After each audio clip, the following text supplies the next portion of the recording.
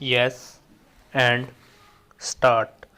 On the other hand, Shri Tarun Verma, the Learned Counsel for the Oriental Bank of Commerce, submitted that the petitioners have an efficacious remedy of filing an application under section 17 bracket 1 of the Act before the Debts Recovery Tribunal. In support of his submission, the Learned Counsel has placed reliance upon a decision of the Supreme Court in United Bank of India versus Satyavati Tandon and others bracket 2010 8 SCC 110.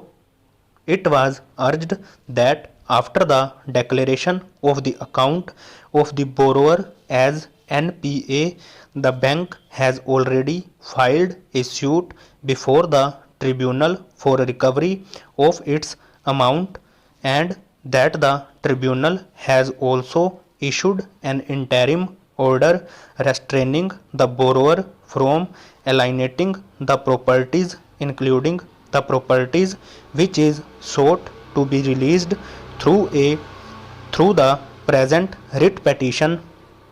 The Learned Counsel contended that the appropriate remedy for the petitioner is to move an appropriate application before the Debts Recovery Tribunal, which would be considered, and appropriate orders would be passed by the tribunal. The Learned Counsel contended that consequently it was not a fit case for the writ court to entertain such petitions.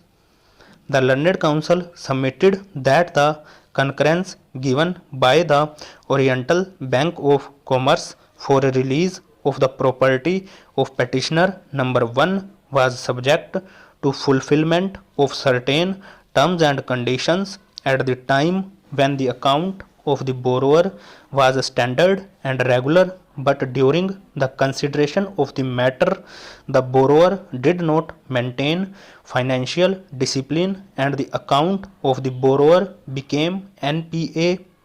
As such, in the changed circumstances, the bank was not bound to honor the concurrence since the conditions were not fulfilled by the petitioners.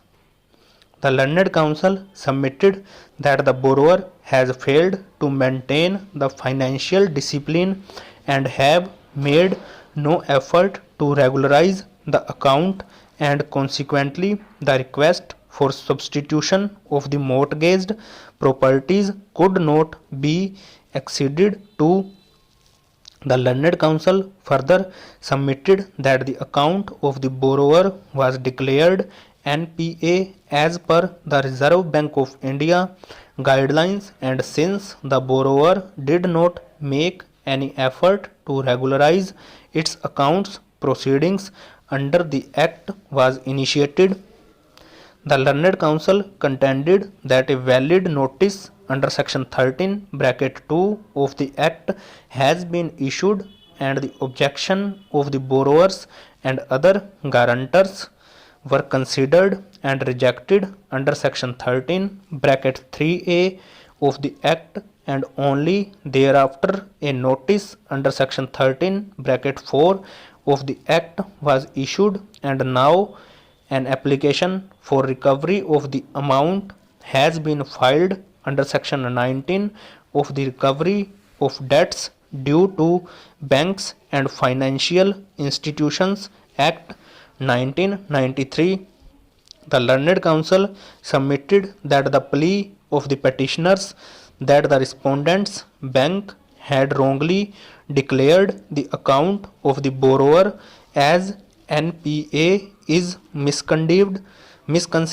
inasmuch as such plea could not be raised for the first time in a writ jurisdiction, as the said plea was never raised before the bank nor was raised in their objection and filed under section 13 bracket 3a of the Act. Over.